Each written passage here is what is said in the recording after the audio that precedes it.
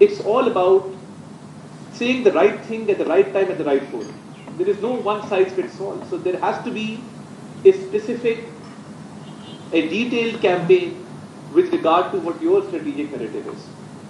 And we got a big boost in the narrative domain when Prime Minister of Pakistan, Mohammad Shehbaz Sharif Sahib, speaking at PMA Academy Kabul, offered an investigation, a fair, transparent, independent investigation into the Pahalgam incident.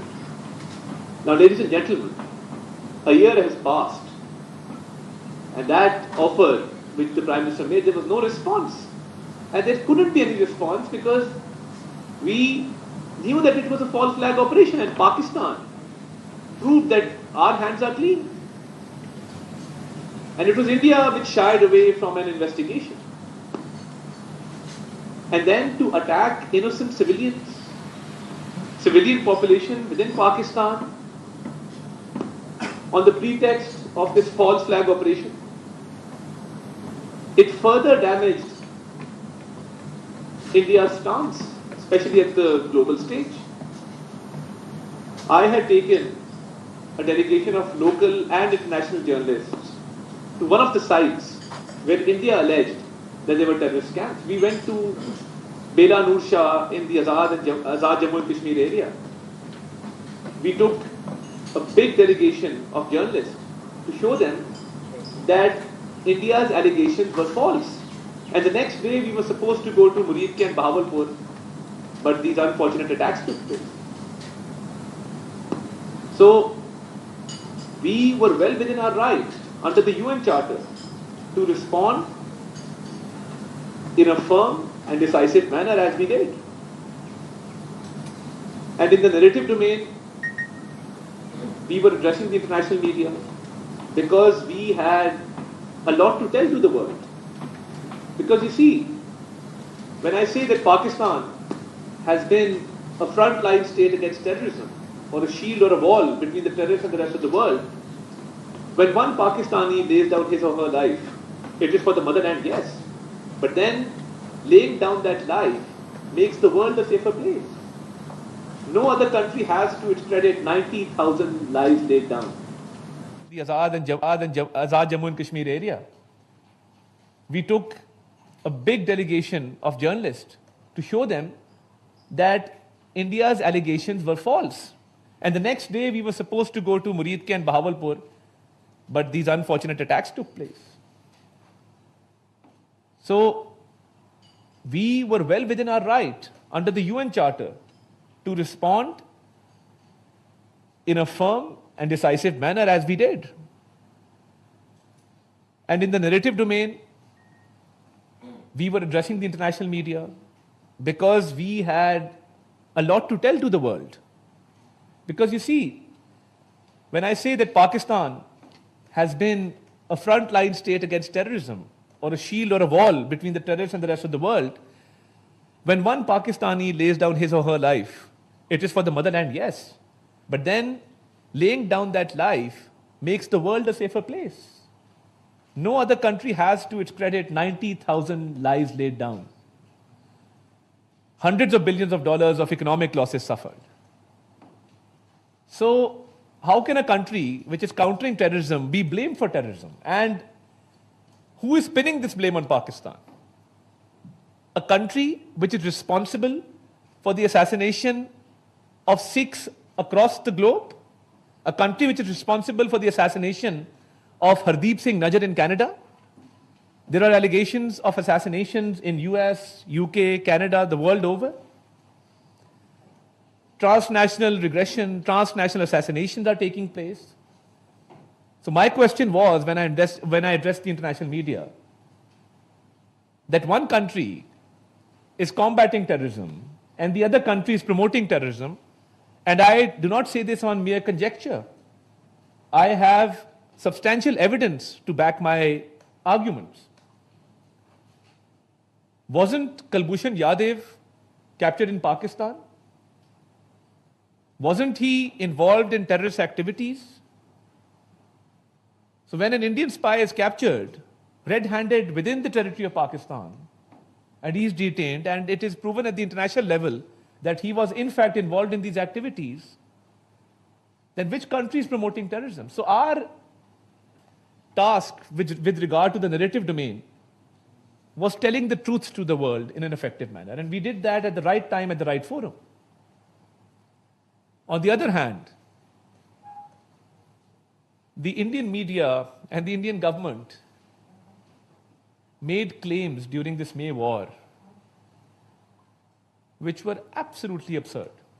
And I must also comment the role of the Pakistani media, the Pakistani academia, the Pakistani intelligentsia. Our media channels, our social media, our analysts, our anchor persons, our reporters made us look very good at the global stage, because at one hand you had the Indian media indulging in war hysteria, in warmongering, and we had this theater of sorts going on in which they had destroyed the port of Lahore, which is a landlocked city, the port of Multan, which is also a landlocked city. So we saw these absurd claims being made, and we saw that Pakistani media was giving out information which was 100% authentic, which was verified, and which could not be contradicted at any level. And what was the reason? Because there was complete unanimity. There was a smooth flow of information, uninterrupted flow of information between the state institutions and the private sector media. And I was thinking that we grew up with a certain sense of patriotism. What about the Gen Z? How would they respond in this situation? But I tell you that our younger generation has made us so proud that when during this heat of war, they started their own meme war. Now the whole world was wondering that you have missiles and bombs flying around, and you have the Pakistani youngsters sitting on their keyboards and their smartphones making these memes. And the enemy was wondering that war is a serious business. What is Pakistan doing to us? And Alhamdulillah, we were at the top of our game. So when it came down to the narrative game, when it came down to the actual war, the conventional war, when it came down to diplomatic efforts, our foreign office, our foreign ministry, all state institutions, because we had a lot of truth to tell to the world, and we told it the right way. So I think we were, alhamdulillah, at the top of our game.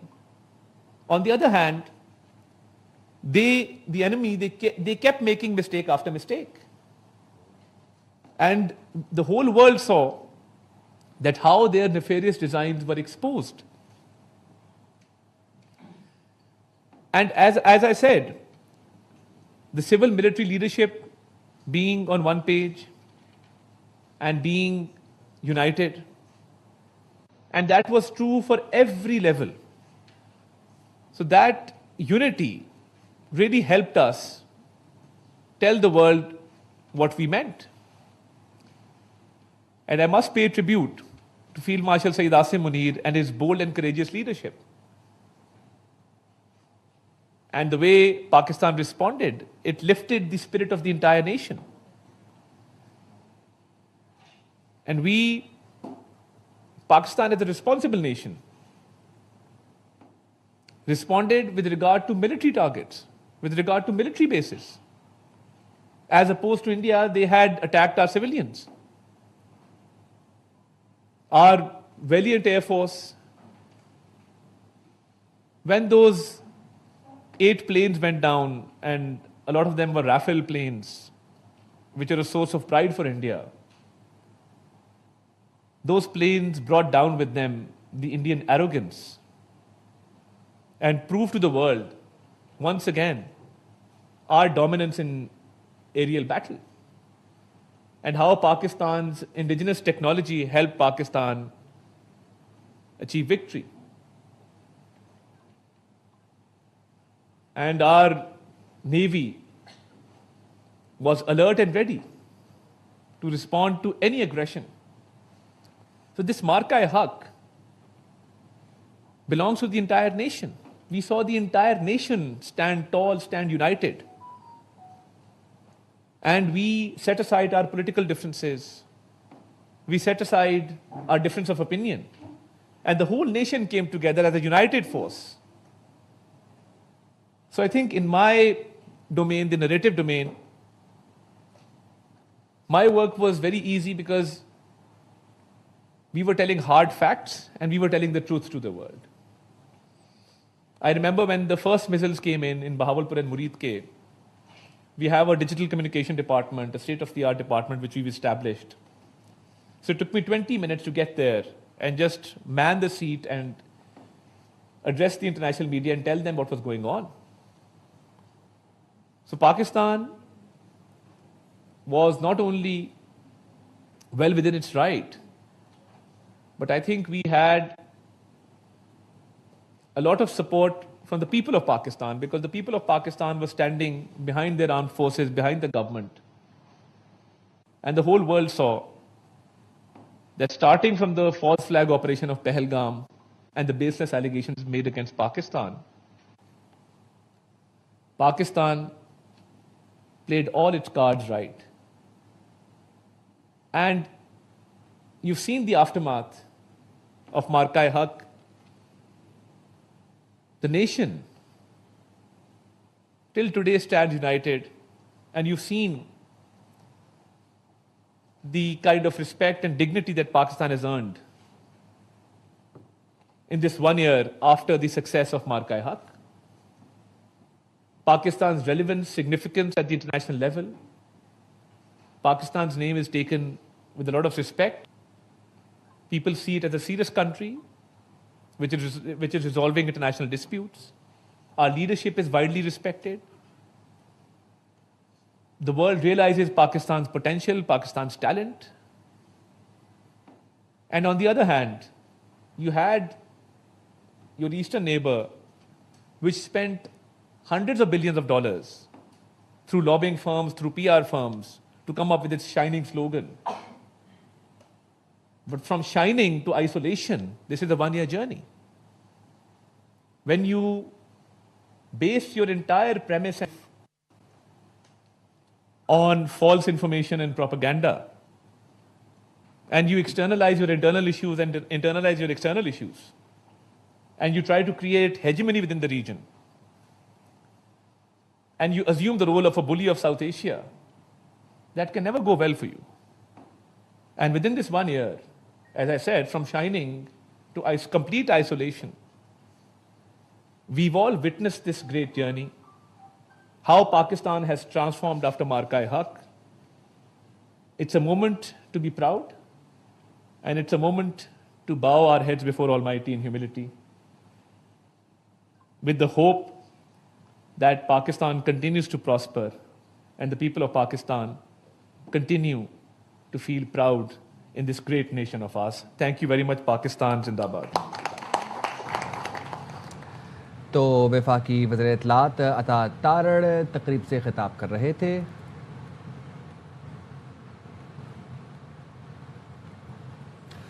Karachi city court में इक़दाम कत्ल का मुकदमा अनमोल उर्फ पिंकी को 3 रोज़ा जिस्मानी remand पर police के हवाले कर दिया गया। मुलजिमा अनमोल उर्फ पिंकी को इसी मुकदमे में गुज़िश्ता रोज़ पेश किया गया था। गुज़िश्ता रोज़ मुलजिमा को अदालती तहवील में जेल भेजने का हुक्म दिया गया था। मुलजिमा से गिरफ्तारी पर कोकेन बरामदगी साबित की गई है।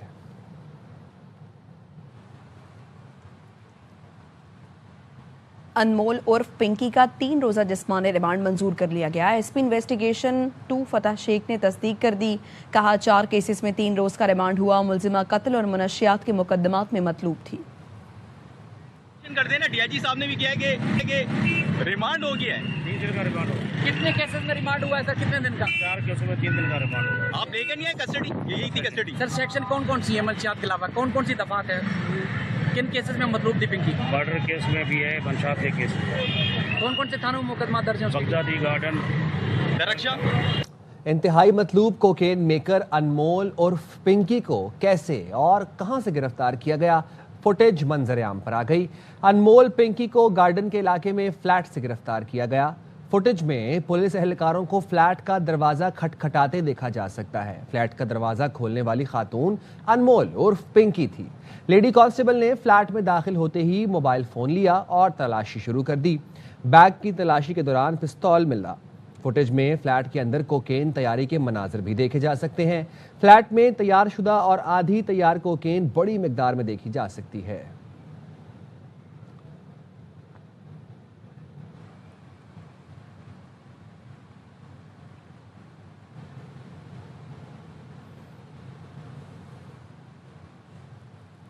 मुल्जिमा अनमोल पिंकी ने अपनी गिरफ्तारी से कबल ही अपना जानशी मुकर्रर कर दिया था और ऑडियो मैसेज के जरिए तमाम क्लाइंट्स को आगाह कर दिया था। मुल्जिमा ने अपने ऑडियो मैसेज में कहा, अगर मेरे साथ कुछ हो जाता है तो मेरे इसी नंबर से काम चलता रहेगा और एक जेंट्स मेरे इसी नंबर से आपके साथ राबते में होंगे। मेरे बाद काम संभालने वाला मेरा दोस्त होगा, वो तमाम मामलात बता देगा। Hi friends, I am Pinky. ये मैसेज मैंने सेंड इसलिए किया है कि अगर खुदा ना खास्ता मेरे साथ, ये मैसेज बनाने का मतलब ये है कि अगर खुदा ना खास्ता मेरे साथ कुछ हो जाता है और ये मैसेज आप लोगों को मिलता है तो इसका मतलब ये होगा कि नेक्स्ट आगे से जो काम संभालेगा वो मेरे ही नंबर से, आपसे यही नंबर मेरा ही होगा और कोई जेंट्स होंगे, ठीक है। तो समझ ले मेरे फ्रेंड होंगे और वो आगे से इस काम को हैंडल करेंगे और आगे आपको कुछ सारे मामलात वो बता देंगे जो भी मामलात हुए होंगे। इंतहाई मतलूब कोकेन डीलर अनमोल और पिंकी के खिलाफ कत्ल का मुकदमा भी सामने आ गया। बगदादी थाने में दर्ज FIR में नामजद हैं। एडिशनल IG कराची ने SSP साउथ को दी गई इंक्वायरी मनसूख कर दी। नए हुक्मनामे के मुताबिक DIG वेस्ट इरफान बलोच को इंक्वायरी अफसर नामजद किया गया। तहकीकात करने के लिए 3 रोज़ का वक्त दिया गया है।